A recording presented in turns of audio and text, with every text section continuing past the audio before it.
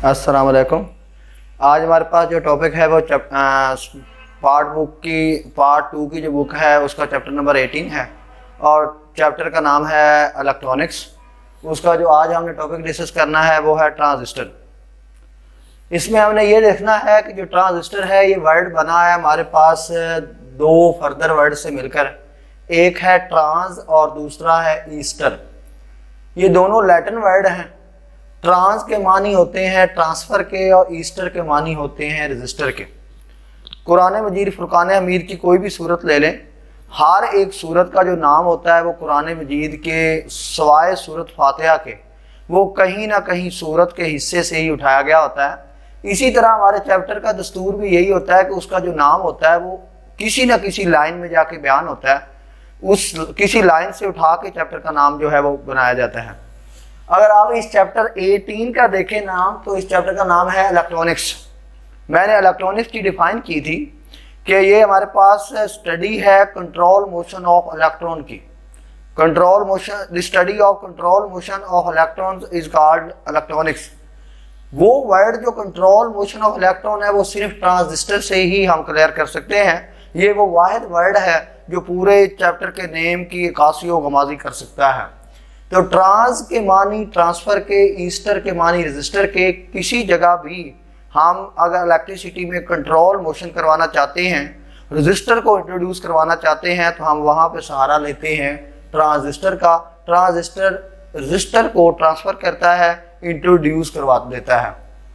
आपकी बुक ने जो डिफाइन की है वो पहली लाइन में ये किया है कि ये हमारे पास सिंगल क्रिस्टल होता है सिलिकॉन और जर्मेनियम का। इसके वाले से मैं बात कर चुका हूँ कि हमारे पास तीन तरह के मटेरियल होते हैं। एक आपके पास होते हैं इंसुलेटर, दूसरे होते हैं सेमीकंडक्टर और तीसरे आपके पास होते हैं कंडक्टर। इस चैप्टर 18 और 17 में हमने जो 17 चैप्टर में देखे हैं वो सेमीकंडक्टर देखे हैं और इसमें हमने सिलिकॉन और जर्मेनियम देख रहे थे।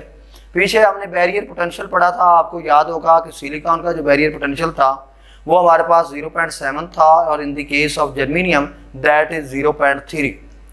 अब हमने जब डिफाइन किया है ट्रांजिस्टर को तो in the term of silicon और जर्मेनियम ही किया है, क्योंकि ये दुनिया के बेस्ट सेमीकंडक्टर हैं। इन्हीं से ही हम फार्मेशन करते हैं इलेक्ट्रॉनिक्स के इंस्ट्रूमेंट की। इसमें होता ये है कि आपकी बुक वाले ने जो डिफाइन किया है उसमें जो लफ्ज़ इस्तेमाल किए हैं कि ये सिंगल क्रिस्टल है जर्मेनियम का और सिलिकॉन का। इससे उसका मुराद ये है कि जब ट्रांजिस्टर बनाया जाता है तो इसमें हम कोई दो मटेरियल कंबाइन नहीं करते, या सिलिकॉन अकेला ले लेते हैं या जर्मेनियम अकेला ले लेते हैं।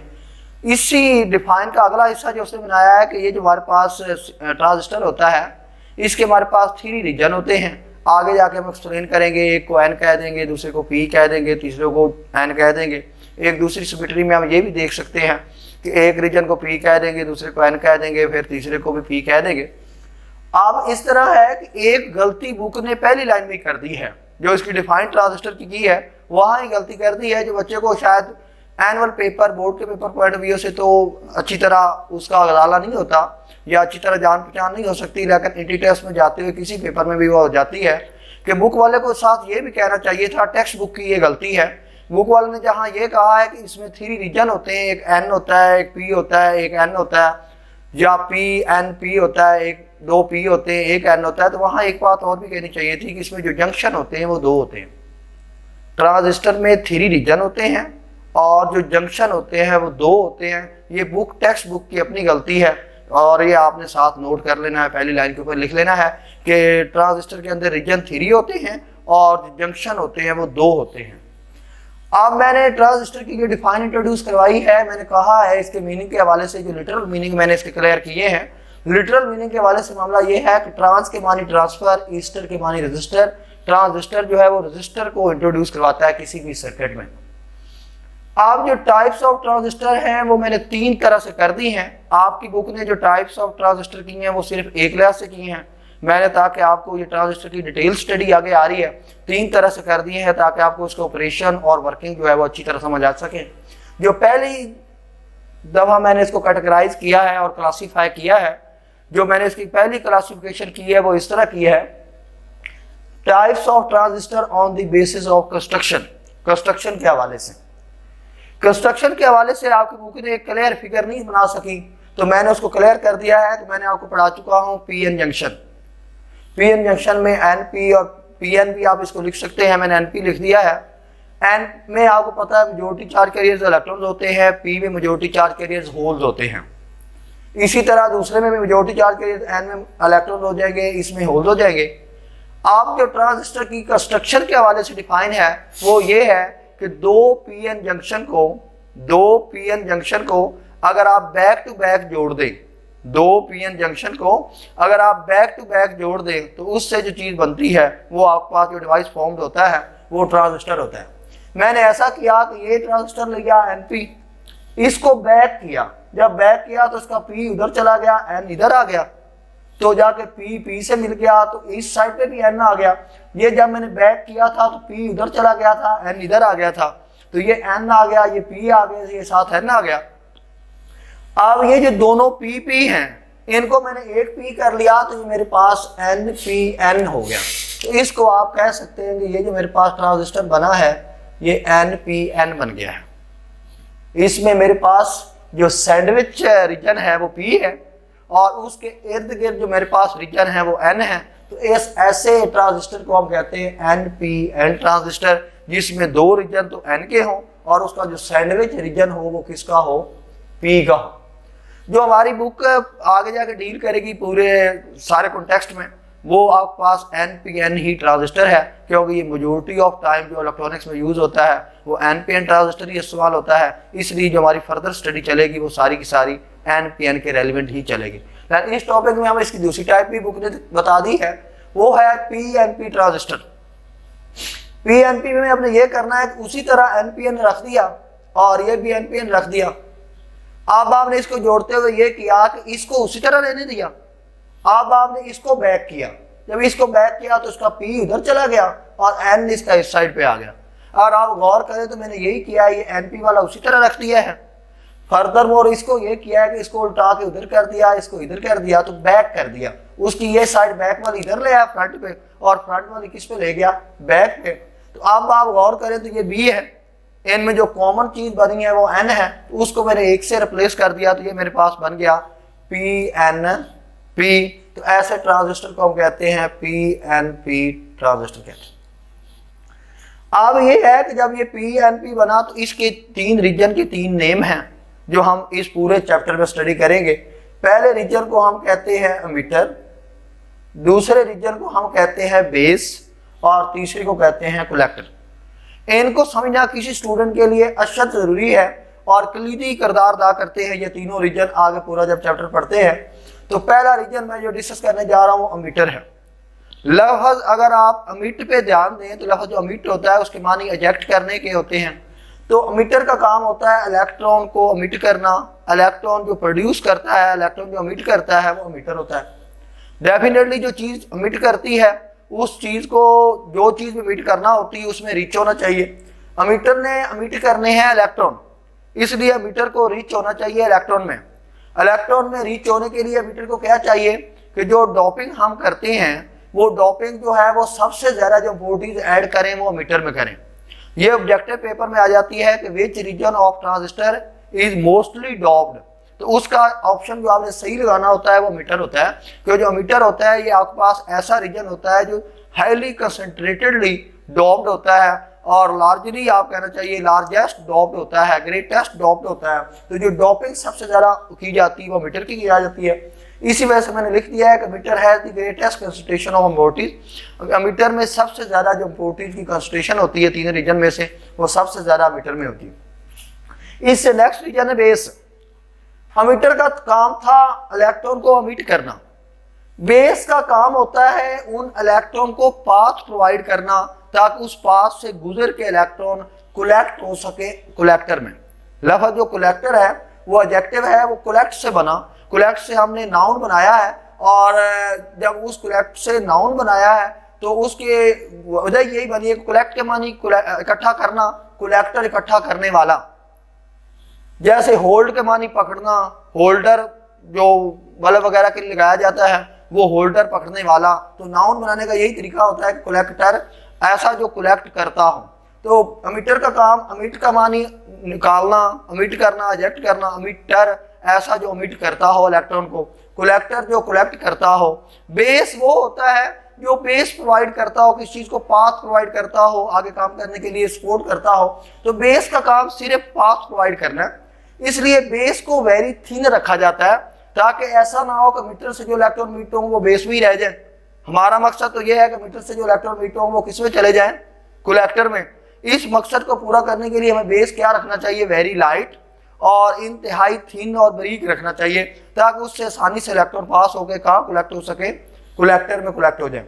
इसलिए जो आपके पास बेस है वो वेरी थिन होना चाहिए और लाइटली डॉप्ड होना चाहिए। वो ऐसा नहीं होना चाहिए कि उसके अंदर अपने इतने इलेक्ट्रॉन हो कि जब वो इलेक्ट्रॉन गुजर रहे हो तो वो उनसे कोलाइड कर करके उनको गुजरने न दे। तो वो लाइटली डॉप्ड होना चाहिए, उसकी जो डॉपिंग है वो वेरी स्मॉल होनी चाहिए। इसका जो मेरे पास बेस है इसका साइज वेरी स्मॉल होता है, और वो साइज कितना स्मॉल होता है, 10⁻⁻⁶ मीटर। ये इंतहाई पेपर पॉइंट ऑफ व्यू से अहम ऑब्जेक्टिव है। और एक्सरसाइज का एक शॉर्ट भी है जिसमें लिखा गया है कि why the base of the transistor is very small.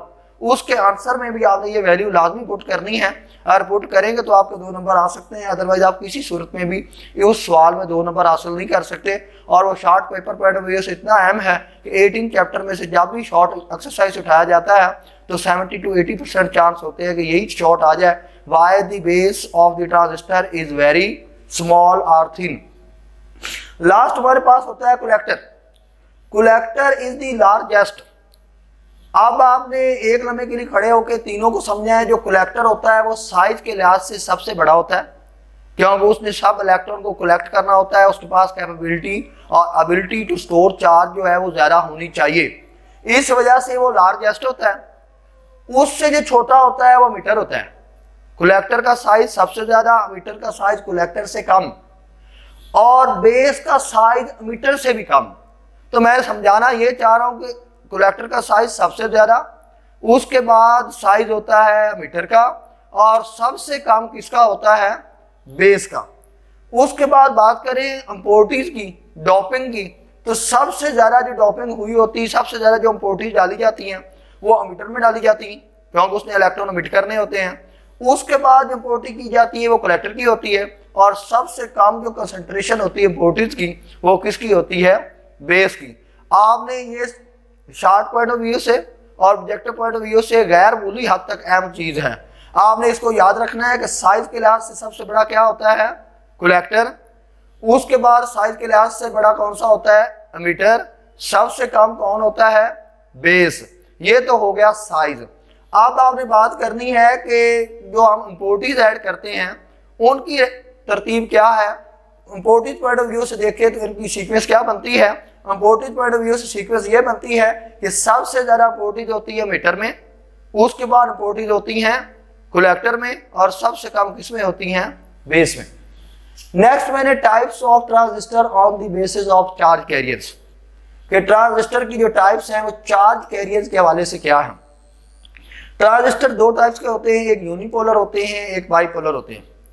ये चीज आपके बुक में नहीं है, ये आपको यहाँ इंट्रोड्यूस करवाने की वजह यह है कि आजकल जो आपके एमकेट का सिलेबस है वो इस तरह करके एडजस्ट किया जा रहा है कि वो ए लेवल की किताबों से भी है, वहाँ ये दोनों टाइप्स इंट्रोड्यूस करवाई गई हैं। तो मैंने यही चाहा है कि अगर आपको ये किसी लेवल पे इंट्रोड्यूस करवा दी जाए तो आप इसको बाद में अंडरस्टैंड कर सकते हैं। मेरी जो अपनी किताब लिखी हुई एमडीकैट फिजिक्स, आल नज़ीर एमडीकैट फिजिक्स, वहाँ पर से मैंने इसके बारे में डिटेल लिख दिया है। लेकिन अगर कोई स्टूडेंट बुनियादी की अकलीदी दर्जे में कहीं समझना चाहता है तो वो मैंने उसकी तरफ इशारा कर दिया है। यूनिपोलर जो ट्रांजिस्टर होते हैं इनमें जो चार्ज कैरियर्स होते हैं वो या सिर्फ होल्स होते हैं या फ्री इलेक्ट्रॉन होते हैं। आप जानते हैं यूनि के मानी 1 के होते हैं, यूनि के मानी क्या होते हैं, 1 के होते हैं। इनमें या तो अकेले होल होंगे चार्ज कैरियर्स या अकेले इलेक्ट्रॉन होंगे, दोनों नहीं होंगे। एक वक्त में या तो अकेले होल होंगे या क्या होंगे, इलेक्ट्रॉन होंगे। इस वजह से इसको यूनिपोलर कहा जाता है, सिंगल पोलर कहा जाता है, ताकि इसमें या तो कैरियर होल्स होते हैं और या क्या होते हैं, फ्री इलेक्ट्रॉन। अब अगर आप बात करें बाईपोलर ट्रांजिस्टर की तो इसमें हमारे पास 4 कैरियर्स होते हैं 2 तरह के। एक हमारे पास होते हैं होल्स और दूसरे होते हैं फ्री इलेक्ट्रॉन्स।